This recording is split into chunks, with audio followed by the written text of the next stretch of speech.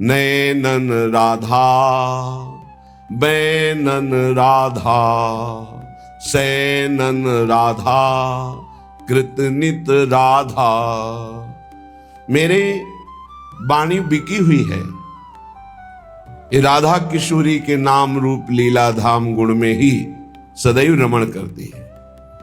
यह अनन्य निष्ठा आए बिना प्रेम रस का अनुभव बहुत दुर्लभ है। बिकी हुई वाणी, अब और कुछ नहीं। रसना कटो जो अन रटो, निरख अन फुटो नैन, श्रवण फुटो जो अन सुनो श्री राधा जस बैन। बाहर के जनों को विश्वास हो कि ना हो, आप तो महल में वास करने वाले वृंदावन रजोप सेवी रसिक संग करने वाले हैं। आपको तो दृढ़ निष्ठा हो जानी चाहिए, अनन्य टेक हो जानी चाहिए। राधा नाम, राधा चरणारविंद, राधा रूप, फिर आप देख लीजिए क्या आपके जीवन का परिवर्तन होता है।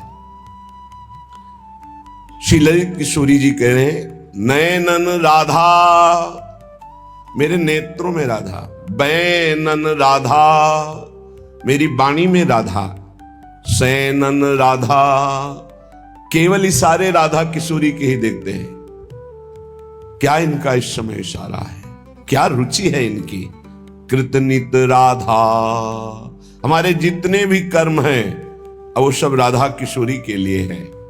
कानन राधा, श्रवणेन्द्रिय में बस राधा जस, राधा नाम, राधा रूप महिमा, राधा धाम महिमा, इसके अलावा और कुछ रुचता नहीं है। तानन राधा, जब हम गान आलापते हैं तो राधा नाम का, विविध ध्वनियों में विविध भावों से हम राधा नाम का दुलार करते हैं। तानन राधा, भानन राधा, हितविद राधा, हमें अनुभव है तो राधा का, भान हो रहा है तो राधा का, और हमारा सब विधान हित का राधा ही करती है। दुख में राधा, परिस्थिति आती है पर बड़ा मंगल विधान होता है। जब दुख की परिस्थिति आवे तो टूटना नहीं। कोई ऐसा अद्भुत मंगल विधान है आगे जो आप देख नहीं पा रहे हैं, चुपचाप राधा राधा राधा कहते हुए निकल चलो।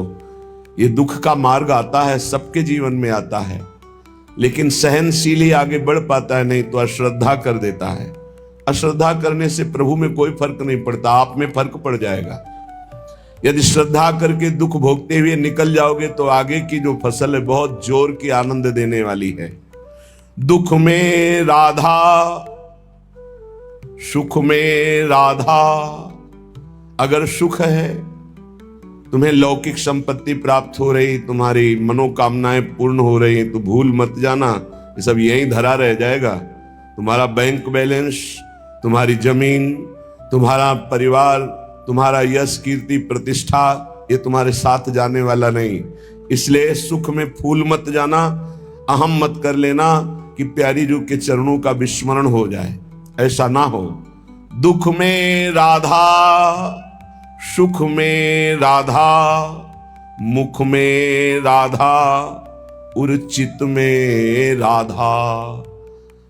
हमारे हृदय में, हमारे चित्त में और हमारे मुख में राधा ही राधा। ये अनन्यता बहुत बड़ी सिद्धि है।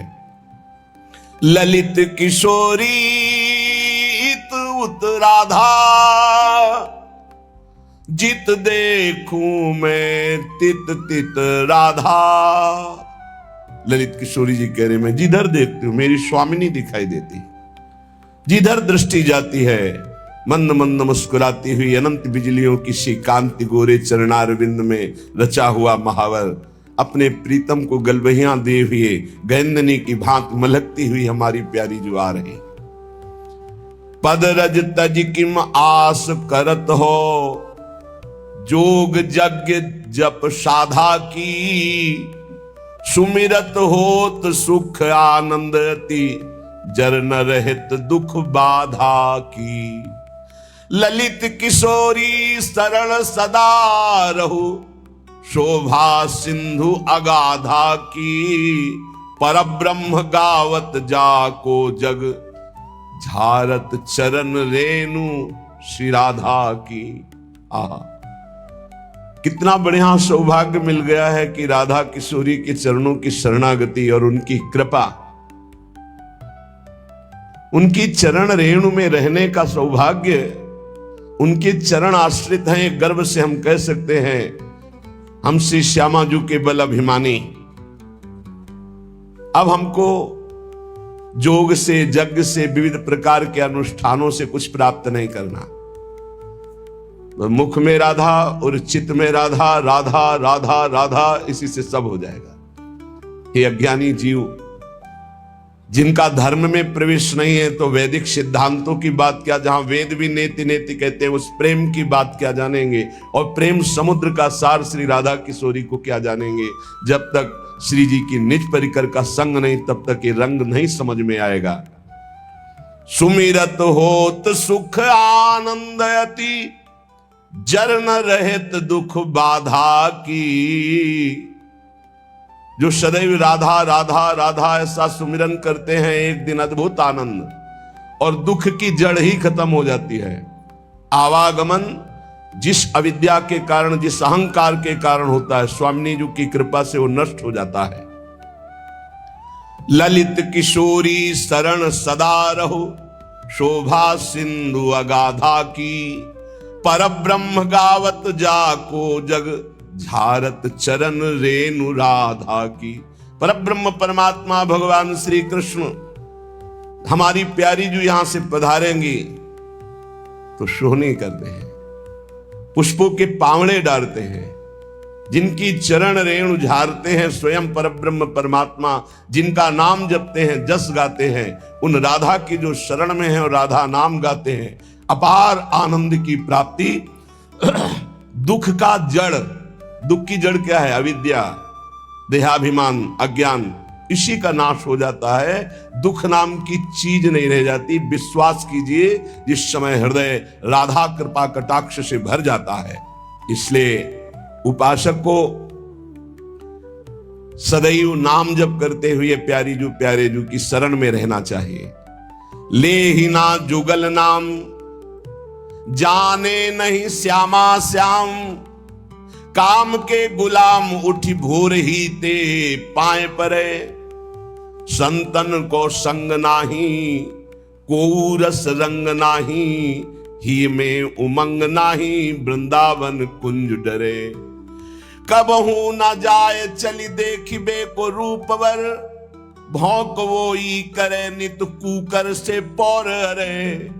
ललित किशोरी प्रिय प्रसाद हो न पावे जे। राम करे सारे ऐसे सपने न दृष्टि परे।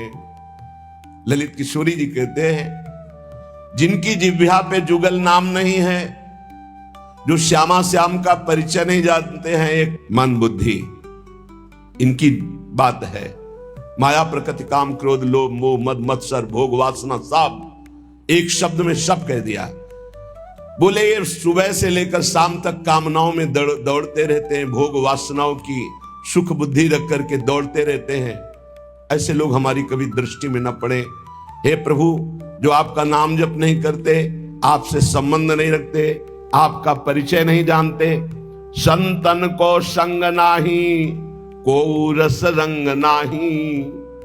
जो संतों का संग नहीं करते, जिनमें किसी भी प्रकार का भाव भक्ति नहीं है, न दास्य है, न सख्य है, न वात्सल्य है, न कांता है, न सहचरी भाव है।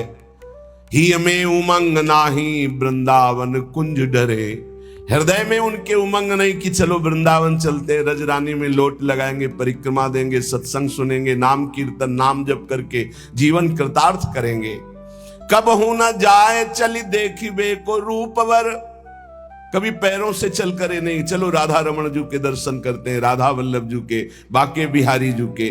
भौंक वो ही करे नित कूकर से पौर अरे। बस व्यर्थ की बातें बोलते रहते हैं, और जैसे दूसरे के टुकड़े के लिए कुत्ता ललचाता रहता है, ऐसे दूसरे शरीरों के भोग के लिए ललचाते रहते हैं। ललित किशोरी प्रिय प्रसाद हो न पावे। जो अपने प्रिया प्रीतम का प्रसाद कभी नहीं पाया, कभी कृपा कटाक्ष नहीं पाया, सुमिरन में नहीं लगे, संतों का संग नहीं किया, तो राम करे सारे ऐसे सपने न दृष्टि परे। कोई भी हो, हे भगवान ऐसी कृपा करो कि ऐसे लोगों का संग स्वप्न में भी न हो जो आपसे विमुख है। भगवत सन्मुखता और भगवत प्रेम प्राप्ति के लिए ये महापुरुषों ने 7 सूत्र बताए हैं। पहला है, ये सब में होना चाहिए, चाहे वो गृहस्थ हो चाहे विरक्त। भोगों में वैराग्य की स्थिति, अगर ये नहीं तो यहीं से सब फेल है। ज्ञान वही सार्थक होता है जो शास्त्र से सुना गया, पढ़ा गया, संतों से सुना गया, उस ज्ञान का प्रयोग किया जाए। जब हम श्रद्धा पूर्वक श्रवण करते हैं, शास्त्र पठन करते हैं, सत्संग सुनते हैं, तो हमें ज्ञान होता है।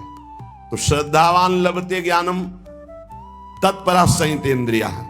उस ज्ञान जानकारी का फल हुआ कि हम अपनी इंद्रियों को संयमन करें, इंद्रियों को जो भोगों की तरफ जा रहे हैं उनसे हटाएं, भोगों से वैराग्य धारण करें। गृहस्थ में है तो धर्मयुक्त भोग, विरक्त में है तो सर्वस्व भोग का त्याग करे, एकमात्र भगवत प्राप्ति। भोगों से वैराग्य, बहुत यही पहले ही सूत्र में सब ढेर हो जाते हैं। भक्ति, ज्ञान, अष्टांग योग, कर्म योग, जितने भी योग हैं ये सब वैराग्य की नींव पर टिके हुए हैं। अगर वैराग्य नहीं है, परम पूज्य श्री सद्गुरुदेव भगवान के साथ गिरिराज जी की परिक्रमा लगा रहे थे, जब पूज्य पंडित गया प्रसाद जी की समाधि आई, बोले आओ चलो बैठते हैं। बैठे, बोले जानते हो इनके हृदय में इस कोटि की स्थिति कैसे आई? जो 43-45 वर्ष की अवस्था में वैराग्य धारण कर रहे हैं और इस कोटि के महात्मा की सचल गिरिराज जी कहे गए, ऐसा जानते हो क्यों हुआ? कम समय में बहुत ऊंचाई प्राप्त की। बोले वैराग्य, गुरुदेव भगवान के वैराग्य। इस शब्द से तो अब तो किसी का परिचय ही नहीं लग रहा है, कोई बिरला वैराग्य शब्द से परिचय, नहीं तो वैराग्य का भी दिखावा दंभ हो रहा है। शुद्ध वैराग्य, भगवत प्राप्ति के मार्ग के उपासक को शुद्ध वैराग्य। वैराग्य किसी भी वस्तु, व्यक्ति, स्थान में जो भोग्य वस्तु है, हमारे अंदर भोग वृत्ति ही ना रह जाए, उसे वैराग्य कहते हैं। भोगने की इच्छा ही ना रह जाए, उससे वैराग्य। और ये होता है निज सुख बिन मन होई कि थीरा। जब निज सुख का अनुभव होने लगता है तो वैराग्य बड़ा दृढ़ होने लगता है। रसबल छूटे जो विषय तबही तो सुख होए। जब नाम का रस मिलने लगता है, प्रभु का आनंद मिलने लगता है, तो मन स्थिर होने लगता है। भोगों से राग रहित वृत्ति हो जाती है, घृणा लगने लगती उन भोगों से। जैसे वमन देख करके किसी की भी रुचि खाने की नहीं होगी, ऐसे उस वैराग्यवान की दृष्टि भगवान की समस्त माया भोगों से होती। रमा विलास राम अनुरागी तजत बमन जिन बड़भागी। जो बड़भागी जन है वो बमन के समान भगवान की इस माया के विलास का त्याग कर देते। रमा विलास राम अनुरागी तजत बमन जिम जन बड़भागी। वो जन, भगवत जन, बड़भागी जन हरि की माया के भोगों को ऐसे त्याग देते हैं जैसे वमन। और एक महामहिम बात कही गई कि त्याग का उनको अभिमान नहीं होता, जैसे विष्ठा त्याग का किसी को अभिमान नहीं होता। मलवत त्याग, त्याग भी तो कैसा मलवत, जैसे कोई मल त्यागने के बाद कभी गर्व नहीं करता कि मैंने तो 500 ग्राम मल त्यागा। ऐसे ही समस्त मायाकृत भोगों का मलवत त्याग, कि उस त्याग का अभिमान नहीं। त्याग तो किया, पर त्याग के अभिमान का त्याग नहीं किया तो फिर लाभ नहीं मिलेगा। त्याग तो किया घर का, लेकिन घर के राग का त्याग नहीं किया। अभी त्याग का अभिमान बकाया है। वो भगवान जब कृपा करेंगे तब वो नष्ट होगा। जब तक वो नष्ट नहीं होगा तब तक अनुराग या भगवत मार्ग में आगे नहीं बढ़ सकते। तो वैराग्य, भोगों